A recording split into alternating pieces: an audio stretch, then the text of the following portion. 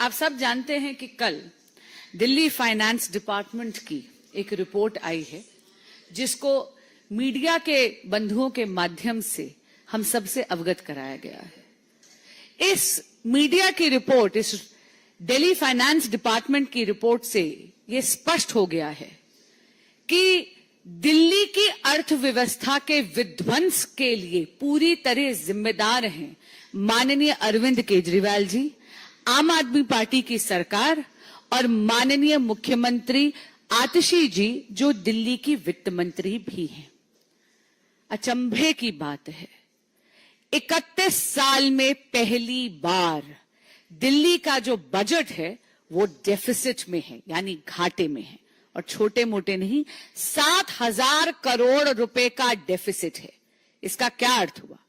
इसका अर्थ यह हुआ, पहली बात, कि दिल्ली में जो एक्सपेंडिचर है यानी खर्चा, वो दिल्ली की इनकम या दिल्ली की आय से कहीं कहीं ज्यादा है। इसका एक और बहुत ही संगीन पहलू है कि ये डेफिसिट जानबूझ के हुआ है।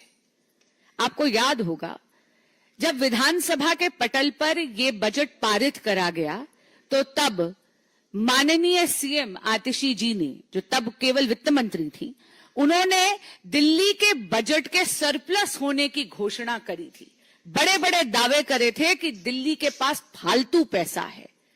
लेकिन आप ये देखिए कि इसेंशियल इंफ्रास्ट्रक्चर प्रोजेक्ट्स जैसे कि दिल्ली में अस्पतालों की मरम्मत, नया कोर्ट कॉम्प्लेक्स बनाना, सैलरीज देना कर्मचारियों को, कर्मचारियों की पेंशन और इस प्रकार के ऐसे कई बड़े खर्चे, इनका बजट में प्रावधान ही नहीं करा। They did not make provisions for over 7,000 crore rupees in the budget of Delhi. ये जानबूझ के करा गया क्योंकि दिल्ली सरकार ये झूठ फैलाना चाहती थी, जनता को भ्रमित करना चाहती थी कि दिल्ली के पास सरप्लस पैसा है। अगर आप देखेंगे तो आम आदमी पार्टी की सरकार ने जानबूझ के दिल्ली के अकाउंट्स फज करे हैं।